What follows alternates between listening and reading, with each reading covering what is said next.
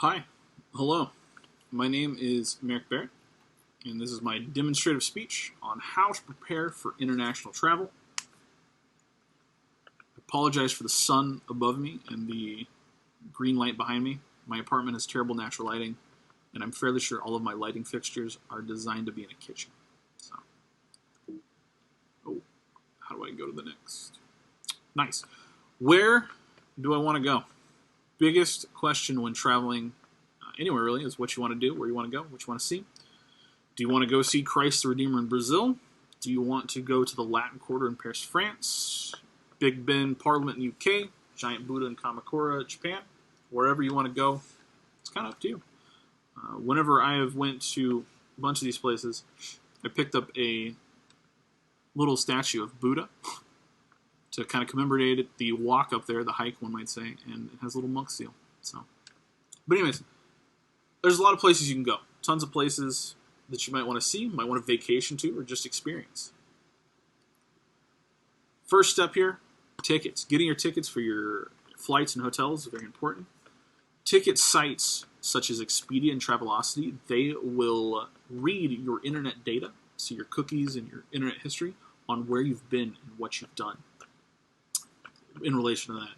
So if Expedia offers you a price for your flight and your stay, and then you go to Travelocity, but Travelocity actually had the lower rate all to begin with, but because it reads that you've already been someplace and they've already offered you a said price based on what you put in, they will offer you that same price instead of giving the lower price. So using private browsing such as incognito mode on Google Chrome or private browsing on Firefox, that's the way to do it. It's very, very imperative.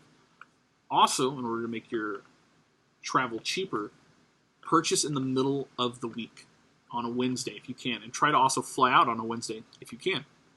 A lot of people want to fly before the weekend or right after the weekend, so those dates are the most expensive. So try to avoid that as best you can. International essentials. Backpacks. I used to have just a JanSport backpack that I went all the way through like middle school and high school with. It had no back support. It had terrible straps. It was just not a good backpack for traveling. Picked up a new backpack with good straps, good back support. World of difference. Highly recommend. Runner-up, power adapters. Not every place shares the same power scheme that we do in the States. And so as a result, when you try to plug in your connector, it won't fit because they have a different scheme set up there. And so having an adapter allowing you to plug it into that and then using the adapter settings to figure out what you need where you're at, you can charge your laptop, charge your phone, camera, all that type of stuff. And then shoes. I could not get away from Converse the longest time in my younger life, and they're flat.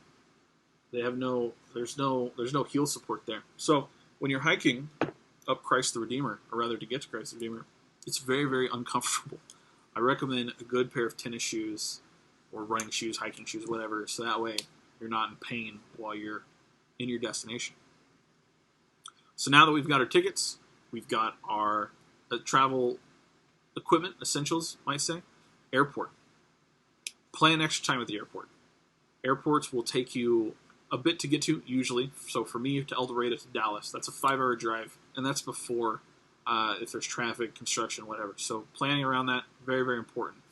Always assume that your TSA is going to take incredibly long. Even if it's very, very short, you'll be thankful it's short, but in case it takes long, if you have that time banked up, incredibly handy. Sky lounges. They're not exclusive to first class and business, how I was led to believe when I started flying. You can actually call ahead and pay a little bit of money to get into the Sky Lounge. I think United is the most expensive at like a $40 ticket to get into the Sky Lounge. Sky Lounge offers better seats, better internet, better charging options, or rather more charging ports. And they also have usually cheaper food and an open bar if you're of age. They also usually have showers. Showers are an amazing feeling as to jumping on a plane after you've just had a shower. It's so good. I can't explain how good it is. And then comfortable clothing. Hats off to those who can travel in their full business attire internationally. I can't do that. That's unfun to me. I am a hoodie, basketball shorts, and athletic slides type of guy.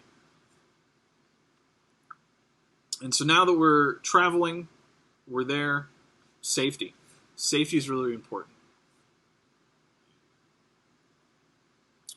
Having your planning set for while you're traveling. I know traveling is about the experience, right, and the adventure, but planning it out as best you can is very, very good for those with you. In case you get stuck somewhere else and they don't know where you're at, and say you're unreachable, your phone's dead or something, they at least have the idea of where you were at or where you were going, so they can kind of go off that. It's very important. And speaking of your phone, there's a lot of times international travel plans that you can get for your phone, if temporarily, that allow you to use the internet and call and text from your phone while you're abroad, usually at a higher price, but it's kind of handy to have.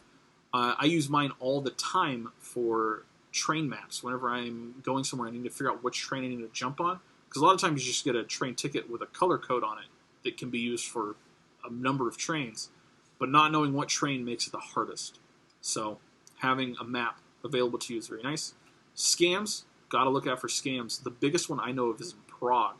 It's everywhere, it's exchange scams, but Prague, they will offer you, for your euros or your dollars, they will offer you half the actual amount, and you can't get your money back afterwards because you signed a piece of paper. So knowing the scam and knowing where to avoid it is very important. Also, nationality. I imagine most of us are Americans, and that carries a weight and a stereotype whenever we're abroad. So being able to recognize situations and avoid them because you're American will help you out a lot. The Travel Board Advisory will keep you ahead of a lot of these situations. So if there's a demonstration somewhere that you're going, you can avoid it based on that information. When in doubt, simply say, I'm sorry, I'm from Vancouver, Canada, and you'll generally be left alone, I've noticed. And then why traveling, I guess, at the end here. I'm leaving you with a quote from the late Anthony Bourdain. I'm not going to read the whole thing, but a part of it, the whole thing, it rings true, but the journey changes you. It should change you. I grew up for most of my life in southern Arkansas, and I only saw life through a singular thread. But traveling with my friends and my family and living in these other places have given me other views to this thread. And this thread is now a giant web of life. And that has given me a greater perspective on understanding a lot of things. And I think that it's owed to everybody to at least try to see the world from a different view than you're normally seeing it through. So that's my demonstrated speech. Thanks. I'm going to awkwardly try to find the close, but I found it. Have a wonderful day, good night, and goodbye.